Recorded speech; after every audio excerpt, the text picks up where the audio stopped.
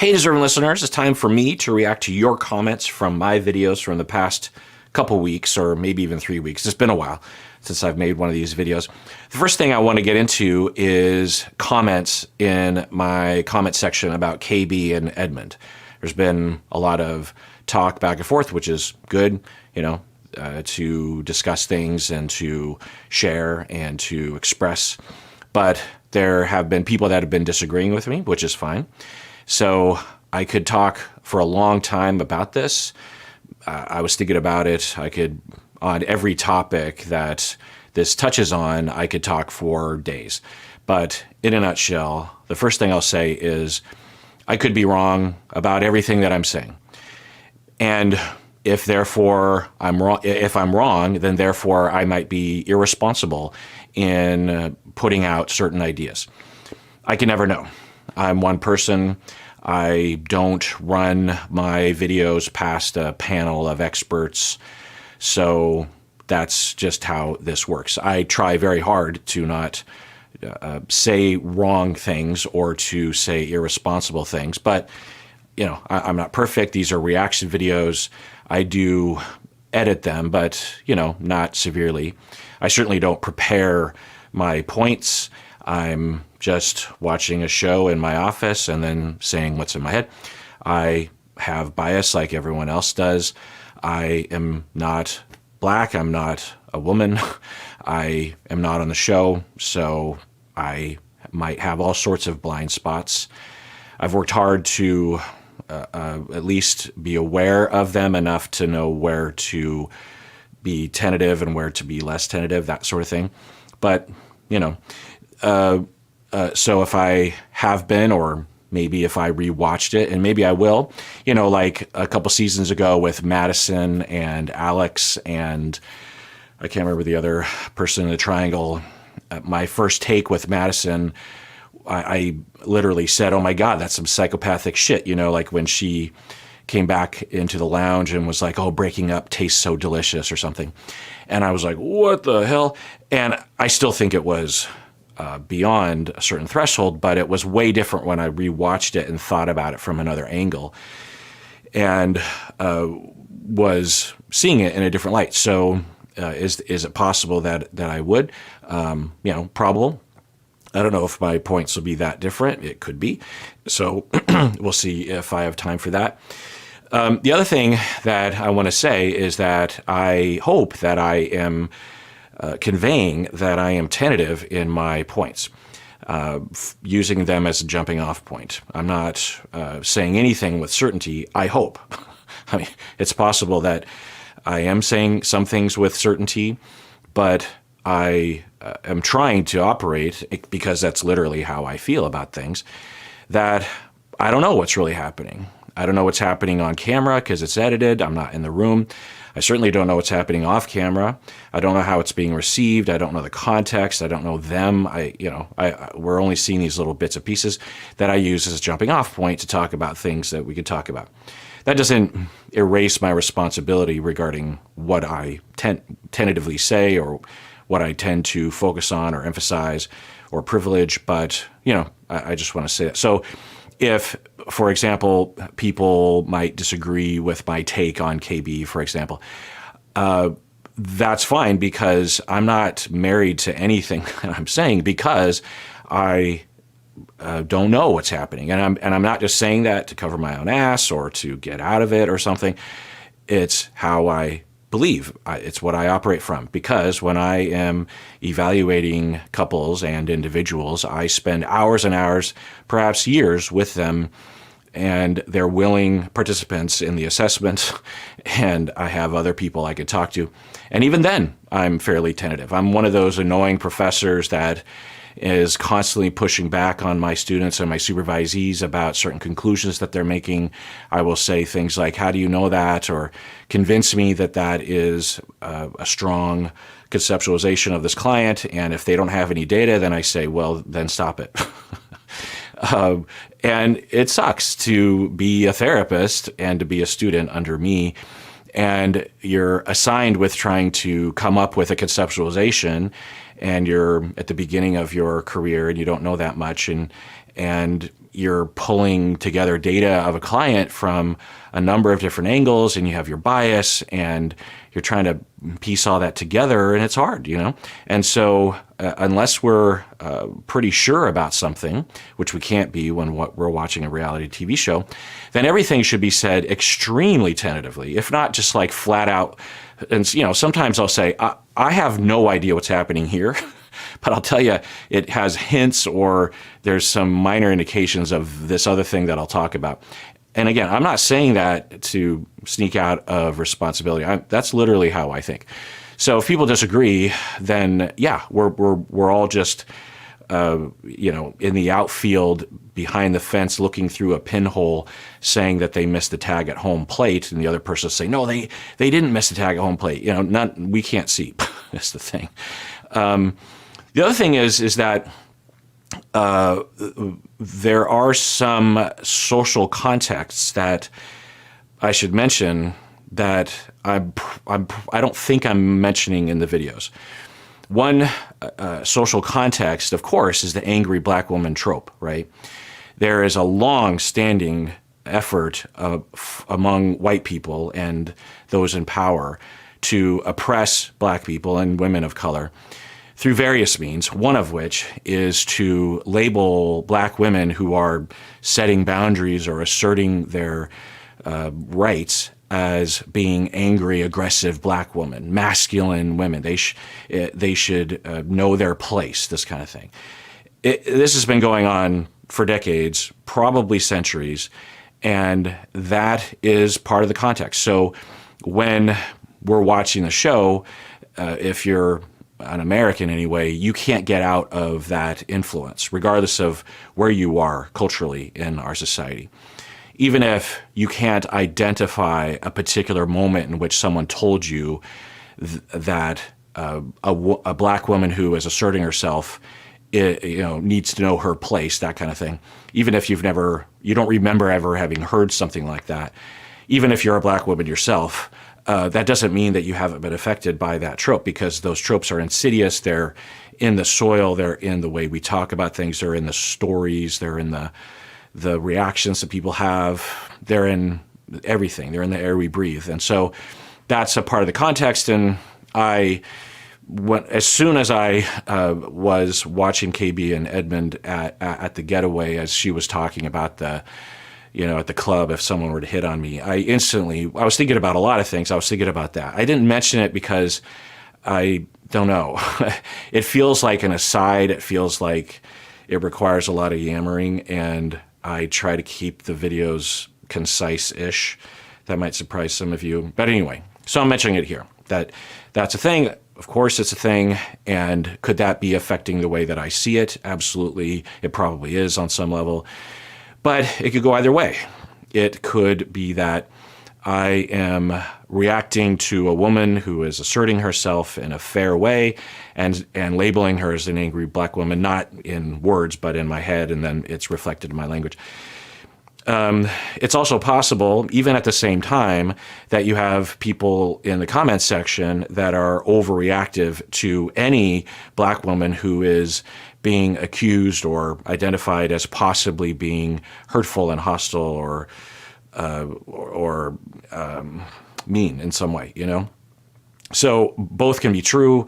One is self-serving to me and the other one is not. So, I have to consider that. And we all have trauma when it comes to racism.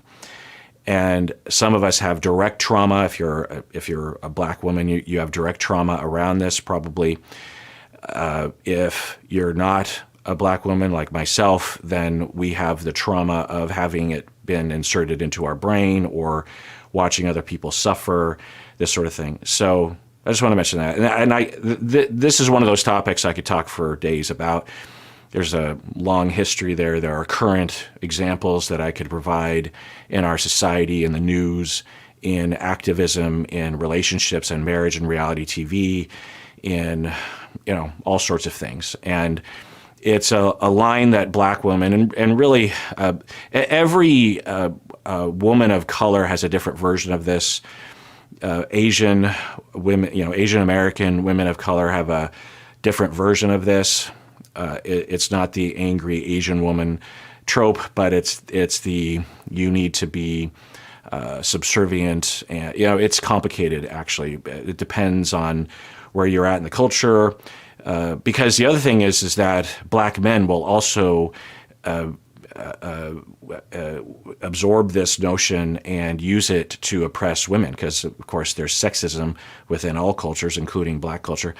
So it's not just from white people. It's not just from the power structure. Anyway, so we could talk about that for a long time. The other thing we could talk about for a long time, which I have touched on at least a bit, is the notion that men are not supposed to be emotional, and black men in particular. And strong men, particularly strong black men, are stoic, and they don't cry, and they're tough, and they throw down with violence when a line is crossed. That's how they establish their manhood. Again, I could talk about this for days. There's a well understood sociological effect when you emasculate people, men, when you emasculate black men in particular, by taking away power, by oppressing them, by keeping them down economically, politically, etc., then on average you have a pressure within black male culture to make up for it somehow, and therefore, according to research, you'll find more hypermasculinity among black men. Now, black men are not a monolith, so there's a wide variety, as evidenced by Edmund, right? So there's a trope in our society about that it's abnormal for a man, and particularly a black man, to present the way that Edmund does. And there's a lot of pathologizing of Edmund, which I find to be problematic, assuming that he's literally developmentally disabled, people using that term, calling him autistic, calling him immature, calling him broken, assuming that because he's from a foster care background, that he obviously, all that emotion is just like, he's crazy, he's a child. That's the way children act. Emotion is complicated, and I've talked about this, that, yeah, all that can be true.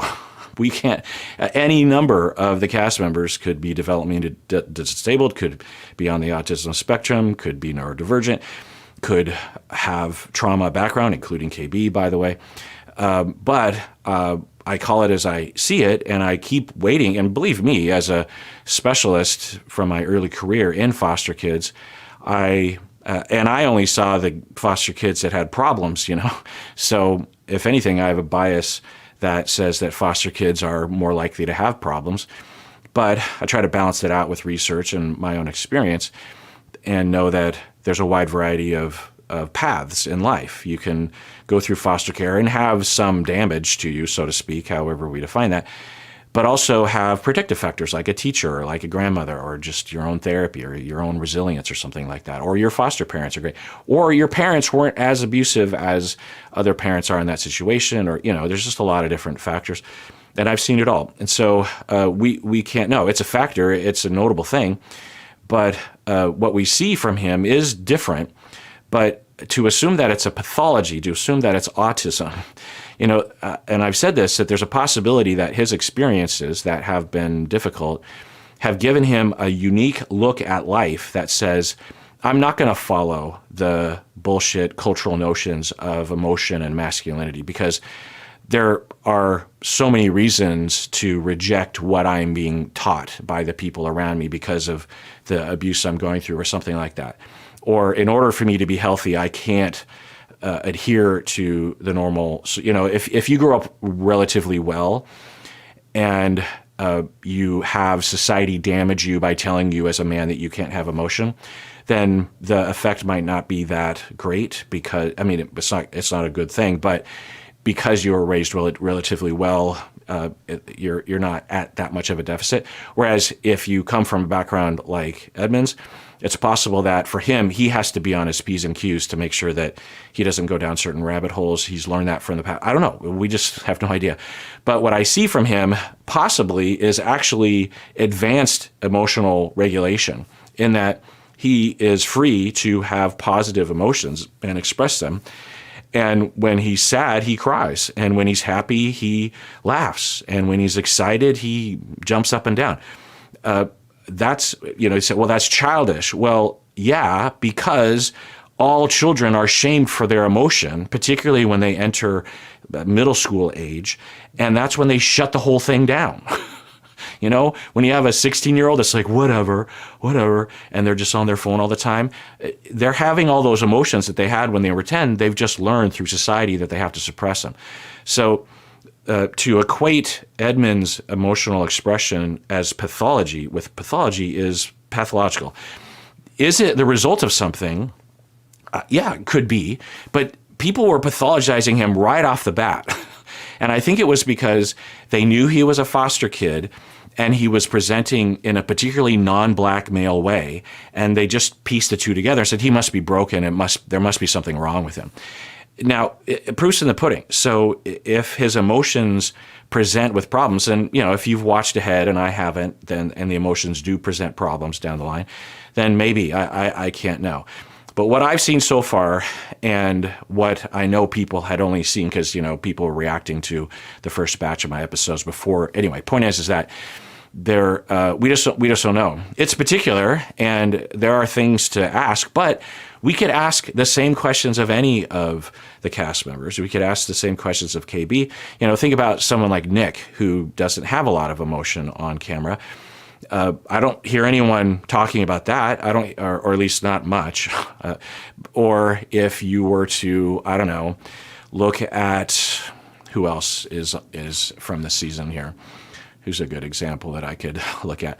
We could look at Megan, for example, and how she has spontaneous emotion, and it's less than Edmund, right? So we could look at her and say, oh, is she on the spectrum because emotion is too hard for her?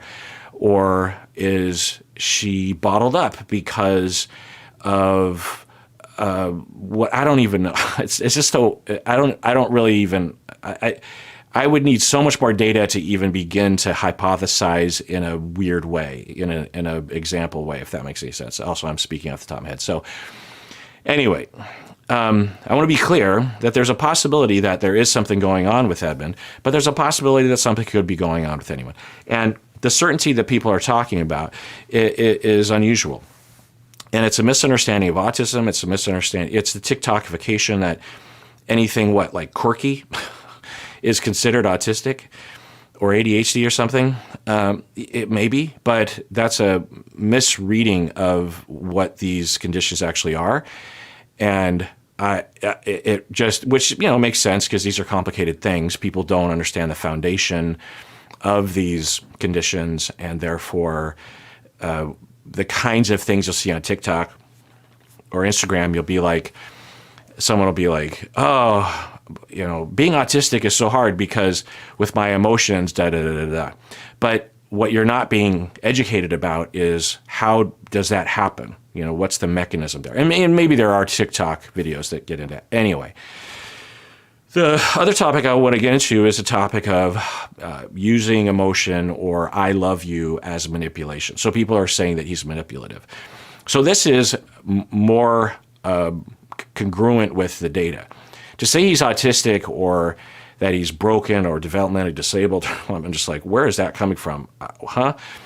To say that he's manipulative, at least there's something to grab onto. And could be, I don't know. But there's a lot of possibilities. KB would know him better than any of us would, and she says that he's being manipulative, so maybe he is. But let's get into it. So the thing that, if KB is close to the mark or right on the money, there is a thing that happens in relationships where people will say, I love you, to manipulate. They will, in the middle of a conflict, it might not be I love you, but it will be something to derail the person from asserting themselves and asking for accountability. Like in the example of husband comes home, is caught cheating, and he's just like, I love you, oh my God, I'm so sorry, I love you, and then he cheats again. I think that that's part of people's reactivity against Edmund and maybe even KB reacting against him, something along those lines. Because what I'm seeing is it seems more likely to me that what he's doing is either fawning or he is doing something that I recommend that people do in relationships when you're in conflict. There you'll hear me say, in the middle of conflict, they had eye contact or they hugged or they made a joke, like with Jordan and Megan, the kind of ways that they will fight, like at the getaway. It was different, right, than the way that Joe and Madison fought. And there's holding hands and eye contact, making a little joke, but not going too far with the joke, and while still addressing it, right? So in my office, I will see couples in the middle of a pretty intense conflict. One will reach their hand out and put it on the other person's thigh or on their back or something, or they'll reach out for each other's hand. And if you've ever been in a fight with your partner, which I'm sure you have, you could imagine that helping, right? Now, you could also imagine a manipulative person using that to shut someone up. So we don't know what it is. And I am presenting all possibilities in my reaction videos. Some people are saying they're sure that it's manipulative, and I don't see enough to know that anyone could be sure of that. We can respect KB's opinion of it, but I will also say that abusive people will say that. We understand that, right? That abusive people will say, stop crying. You're using your tears to manipulate me. I didn't do anything wrong. You're too sensitive. So it could be that too. It could be all the things. And I would never assume it was KB being abusive and it being a part of a pattern that she's learned over time, that she's made many people cry, and she has a complex around that or saw that in her parents, and therefore just has this blanket statement that she reacts very quickly with, I'm making someone cry, they're manipulating, because it lets her off the hook. She doesn't have to take accountability. Is it that? Could be.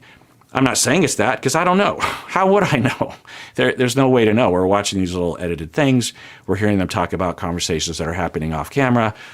We don't know, The other thing I'll say is you can like Edmund, you can like KB, or dislike Edmund, or dislike KB, and still see a lot of different angles. I noticed this when I first started watching reality TV, that people will lock in and say, I like that person, I hate that person, particularly in one couple, right? And pretty much everything gets filtered through that. And I get that. I'm like that too. But when I'm reacting, I'm trying to be useful, which is to try to come at it from a lot of different angles. You know what I mean? So you can like KB, and incidentally, I do like KB. Frankly, I like both of them. But I like KB. Of all the people that have ever been on this show, I imagine KB and I would get along pretty well because, we work in similar industries and talk about similar things. The way that she talks, I could absolutely. So, you can like someone and still go, maybe something's going on there. Anyway. The other thing to talk about that I did talk about at the time, but maybe we should talk about a little bit more explicitly, is pressuring for sex that he did in bed. Yeah. How many, particularly women, but really lots of people. I mean, I've been the target of this myself in my younger years, of people that will want to have sex with you, and you will be drawing a boundary because you're not ready, and they will manipulate through various means. They might pressure, they might literally rape you, or they might intimidate you, which is rape, but they might also, through emotional manipulation, like saying, I can't believe you're doing this to me. I'm so nice all the time. Like, why are you doing this? And crying like that. Okay. And it's possible that that's what Edmund was doing. It's possible that's how it came across. It's possible that Edmund didn't mean to do that, but that is how it came across. It's possible that Edmund didn't mean to do that, but he wasn't careful enough to not do that. There's a lot of different possibilities. But we can't know, because I don't know how Edmund was feeling at the time. I don't know how KB received it. All I can know is we saw a thing edited, and we can now talk about all the different things that it touches on in us, which is why we watch reality TV to begin with.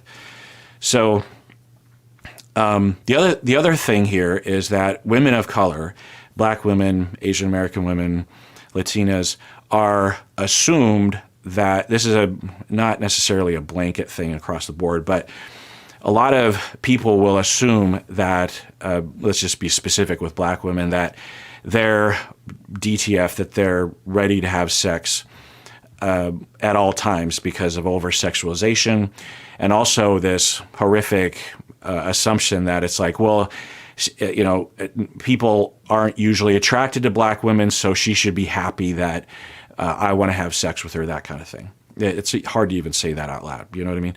But that's a thing, and that's well understood. It's been around for decades. So for women of color, if you draw a boundary, you can get a reaction that's different than if a white woman were to draw a boundary. Not that white women aren't pressured in this way as well, because they are. And there's a lot of different ways of looking at this. You can have a date rapist who can use emotion to manipulate, and they know they're doing it psychopathically. There's another mechanism where men can have very fragile egos around this because of toxic masculinity and their own attachment issues, that when they're rejected sexually, they can decompensate pretty quickly, and they will react. And then women are taught to please and to service men, particularly sexually, and so they will have sex when they didn't really want to. So when Edmund was having that meltdown, it touches on things for people. And if I am presenting a lot of different angles to it, and I'm not presenting this angle, then it can be upsetting, which I understand, and I apologize for that. So, so the questions that we would want to ask is, do we think he knowingly was being manipulative? Do we think it was manipulative? Do we think he knew he was being manipulative? The other thing, and maybe, but the other thing is that I talked about was it has the look of the manosphere red pill incel language, which most young men have at least one toe in. Because it's one of the few men supportive spaces on the internet. Because us feminists don't do enough to invite them and to help them. So I'm doing my part, but if you're a young man and you're looking for support, you're feeling rejected, and you feel like maybe you're too nice or something, the online discourse is not very helpful. Whereas the manosphere red pill cult is strong, and they're available, and they're supportive, and they'll give you answers. So I blame the manosphere, and I blame the men in that. I blame our society because that doesn't just come out of nowhere. That's created by the notions in our society. But I also blame us on the other side that aren't doing enough. So, I don't necessarily blame an individual young male for going down that rabbit hole. I don't even know if he did, but it kind of sounded like that. But I also said that pre-internet, in the early 90s, I had a friend that was like this, and he said the same thing. So maybe it's just a notion that occurs to people. Anyway. The last thing to talk about is the mother-child dynamic, which I have talked about. And there's a lot of different ways to think about this. Is it an incompatibility? It could be. It's certainly not something that I would recommend for a couple if it was rigid. But if we are to be specific about maybe what we're talking about, we might be specifically talking about overfunctioning, underfunctioning, right? So I think what people are focusing on is that she's an overfunctioner. She's considered like mommy, and he's looking to her like mommy, and he's underfunctioning. He's not supporting her. And there's some evidence of that. When they had the fight about the cowboy party, she was asking for help, and from the description, it sounded like he didn't really snap to or care. He was selfish in that instance, and that's it. The way that whole thing was described at least, Edmund doesn't defend himself. So he might have a whole story that he just isn't interested in vocalizing. But the way at least KB described it, and with a little bit of description from him, it could be characterized in the way that a mom would be calling home to her teenage boy and asking for help. Like, okay, family's coming over for Thanksgiving tonight, and I just had an emergency at work. Can you please, take care of these three things, and then you get home as the mom, and your teenage boy is playing Xbox or something, and you're just like, fuck. It had that feel to it, And then she goes down her road of accountability, and she's in a bad mood, and then he's like, I love you, and the whole thing. Anyway. So that's one angle. Another angle that you can look at, though, is that in their fighting, one way to see their conflict style is that she decompensates and he tries to take care of her. I don't know if a lot of people see it that way, and I don't know if I do either, but it could be argued that he is overfunctioning in those relationships. He's the one that goes to her. Not always, at the cowboy party, he walked away one time. But you could argue that she was having, in her way, a meltdown. Her meltdowns are more calm looking from the outside, but I think she's actually struggling a lot on the inside. I talked about that. And that he's the one that's like trying to do his best to stay stable while she is having her episode of some kind, you know what I mean? And so that's overfunctioning, underfunctioning in that realm. I don't know if a lot of people see it that way, but things are complicated. So, but it certainly has a mother-son look to it. But again, it's hard to know if that's pathological or doomed from the beginning. I could see this couple going a lot of different ways. I'm guessing you already know what happens to them. But anyway, so that's that. And I don't know if I just caused a whole another round or an increased intensity of hatred against me about this whole topic, but I decided a long time ago that I am going to try to be as humble as possible. It's not easy, but not only just outwardly, but inwardly. As any good therapist that is worth their fee spends a lot of time reminding themselves to be humble and to not be prideful about your points of view, or to be stubborn, or to be full of yourself. To recognize that even if you're smart and you've done a lot of personal work and whatnot, there's no way that you can know yourself, that you're not biased, that you're not off the mark, that you're not operating from a place of privilege or whatever. Like, you just can't know. And you just have to always remain humble and tentative and listening, and I have been. So, I just want to say that. But the rest of this video is going to be for members of the YouTube channel. I'm going to read actual comments instead of addressing comments generally. So if you want to see the rest of this, become a member. Otherwise, please take care of yourself, because you deserve it. You really, really do.